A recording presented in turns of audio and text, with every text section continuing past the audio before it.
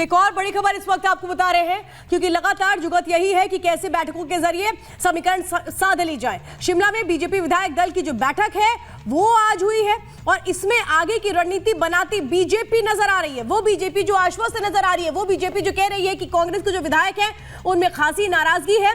और इसके बाद आपको बताते हैं कि आज जो बैठक हुई है वो कई मायनों में महत्वपूर्ण हो जाती है, क्योंकि एक तरफ कांग्रेस में पर्यवेक्षक पहुंचे हुए हैं, वहां पर कैसे जो रूठे लोग हैं उनको मना लिया जाए वो कोशिशें हो रही हैं। तो वहीं बीजेपी ये देख रही है कि अगर सुक्खू सरकार अल्पमत में आती है तो फिर आगे का रास्ता कैसे तय किया जाए। हमारे साथ सुजाता लगातार जुड़ी हुई है। सुजाता, ये कहें कि आगे की स्ट्रैटेजी के लिए काम करना शुरू कर चुकी है बीजेपी कि अगर अल्पमत में कांग्रेस आती है तो फिर आगे क्या कुछ किया जाए, कैसे उनका एक्शन प्लान होना चाहिए? श्वेता, बीजेपी पिछले कई दिनों से स्ट्रैटेजी बना चुकी है। उसने पूरा ऑब्जर्व किया कि क्या संभावनाएं हैं और इसीलिए हर्ष महाजन को मैदान में उतारा गया, वरना कोई जरूरत ही नहीं थी। जब 40 विधायक हैं, 40 वोट हैं और एकदम क्लियर है कि जीतना किसे है, तो फिर अपना उम्मीदवार कोई क्यों उतारेगा। लेकिन बीजेपी को यह पता था, अंदर खाने बातचीत चल रही थी कि क्या संभावनाएं हैं, इसीलिए ऐन मौके पर हर्ष महाजन को मैदान में उतारा जाता है और 25 विधायकों वाली बीजेपी उसे जीत भी जाती है। तो स्ट्रैटेजी आज नहीं बल्कि स्ट्रैटेजी कई दिनों से तैयार हो रही थी और इसीलिए अब सुजाता, फिलहाल 40 पर 25 तो भारी पड़ता नजर आ रहा है, लेकिन ये देखना है कि वाकई ऐसा होता है या फिर कोई और समीकरण कांग्रेस साध लेती है। बहुत बहुत धन्यवाद तमाम जानकारियां देने के लिए। और इस वक्त हिमाचल में जो कुछ हलचल चल रही है उस पर सीधे बात करने के लिए हमारे साथ हिमाचल के पूर्व मुख्यमंत्री जयराम ठाकुर जुड़ चुके हैं। जयराम ठाकुर जी, बहुत बहुत स्वागत है आपका। हर किसी की निगाहें आप पर लगी हुई है और हर कोई ये सवाल पूछ रहा है इस वक्त कि क्या हिमाचल में बीजेपी की सरकार बनने जा रही है? हमने कुछ भी नहीं किया और कुछ भी हमको करने की जरूरत महसूस नहीं। सरकार अपनी हरकतों की वजह से, अपने काम करने के तौर तरीके की वजह से ऐसी परेशानी में फंसी हुई है, इसलिए हमको कुछ कहने की आवश्यकता नहीं है। आखिरकार 43 विधायक में से वो विधायक 34 पर कैसे पहुंचे?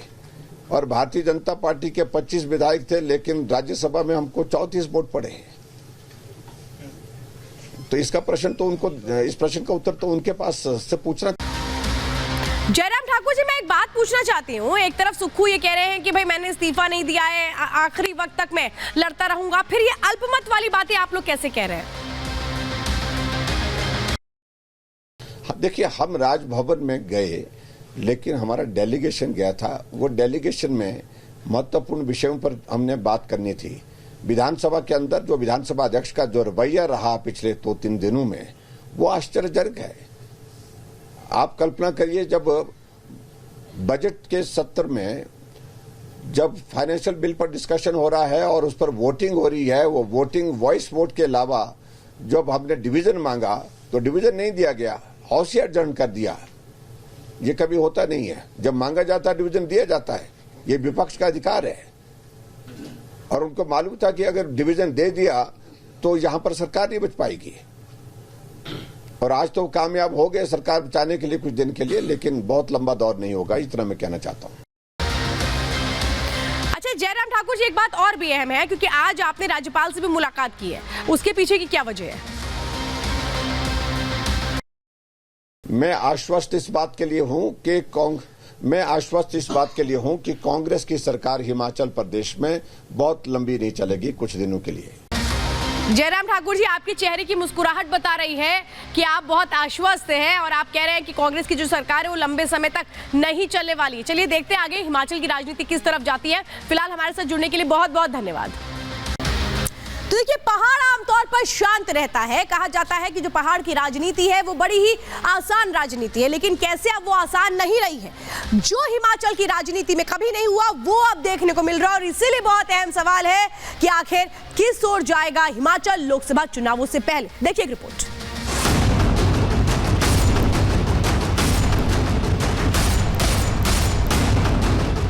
हिमाचल प्रदेश में 2 दिनों से सियासी कोहराम मचा हुआ है। धोखा खाने वाले भी हैं, धोखा देने वाले भी हैं और धोखे का आरोप लगाने वाले भी हैं। सबके अपने दर्द हैं, सबकी अपनी पीड़ा है। किसी का विश्वास टूटा है, किसी के सम्मान को ठेस पहुंची है, तो किसी की सत्ता धोखे की भेंट चढ़ने वाली है। लेकिन कमाल यह है कि धोखा देने वाले और धोखा खाने वाले एक ही खेमे के हैं। दरअसल हिमाचल में एक सीट पर राज्यसभा का चुनाव हुआ था। कांग्रेस को अपनी जीत का भरोसा था, लेकिन मुख्यमंत्री सुखविंदर सिंह सुक्खू को अंदाजा नहीं था कि उनका भरोसा टूटने वाला है। लेकिन जब उन्हें बगावत की भनक लगी, तब तक देर हो चुकी थी। अगर कोई बिका नहीं होगा तो हमें 40 के 40 वोट आएंगे। निश्चित तौर पर मेरा यह मानना है कि कांग्रेस की विचारधारा और हाथ के निशान पर जो चुनकर आए हैं उन लोगों ने पार्टी को वोट डाला होगा, पार्टी के प्रत्याशी को वोट डाला होगा। हम तो सबको माफ करने वाले लोग हैं, हम किसी के बदले की भावना से काम करने वाले लोग नहीं है। हमारे तो सभी हमारे लिए सारे छोटे भाई है। जो सुक्खू कल तक बागियों को बिकाऊ बता रहे थे, आज उनके लिए दिल बड़ा कर लिया है और माफ करने की बात कह रहे हैं। ये वही मुख्यमंत्री हैं जो सुबह तक सरकार जाने के डर से इस्तीफे की पेशकश कर रहे थे, लेकिन आला कमान से भरोसा मिला, पर्यवेक्षकों ने हिम्मत बधाई तो सुक्खू ने भी अपना धोखा खाए दिल को बड़ा कर लिया। सीएम सुक्खू ने तो अपने दिल को समझा लिया, लेकिन कांग्रेस के राज्यसभा प्रत्याशी अभिषेक मनु सिंघवी का दिल इतना बड़ा नहीं था। तभी तो कैमरे के सामने ही उनका दर्द छलक पड़ा। जिन लोगों को अपना मानकर साथ में डिनर और लंच कर रहे थे, उन्हीं से धोखा खाकर सिंघवी काफी दुखी नजर आए। उन 9 एमएलए को भी धन्यवाद देना चाहता हूं, जिसमें से 9 के 9 रात तक हमारे साथ बैठे थे, खाना खाया था, जलपान किया था, फोटोज ली थी। उसके पहले जो बार बार हमसे मिले थे, क्योंकि उनसे हमको कुछ शिक्षा मिली है। सियासत में धोखा कोई नई बात नहीं है, लेकिन जिसके नाम पर आपकी सरकार बनी हो, उसी के परिवार के साथ धोखा करने पर सियासी तस्वीर कुछ ऐसी ही बनती है, जैसी आज हिमाचल प्रदेश में है। पूर्व मुख्यमंत्री वीरभद्र सिंह के बेटे और हिमाचल सरकार के मंत्री विक्रमादित्य सिंह ने अपने पद से इस्तीफा दे दिया। इस्तीफे की वजह बताने जब कैमरे के सामने आए, तो उनका दर्द आंसुओं के रास्ते बाहर आ गया। कितना है बदनसीब जफर दफन के लिए, 2 गज जमीन भी ना मिली हुए यार में। 6 बार जो हिमाचल प्रदेश का मुख्यमंत्री रहा, जिसकी वजह से ये सरकार बनी प्रदेश के अंदर, उसकी मूर्ति लगाने के लिए 2 गज जमीन इनको माल रोड के ऊपर नहीं मिली। विक्रमादित्य ने कांग्रेस आलाकमान को ही आईना दिखा दिया। विक्रमादित्य ने साफ कहा कि हिमाचल सरकार में फैले मिसमैनेजमेंट की बात कई बार दिल्ली पहुंचाई गई, लेकिन कोई एक्शन नहीं लिया गया, जिसके बाद मजबूरन विधायकों को एक कदम उठाना पड़ा।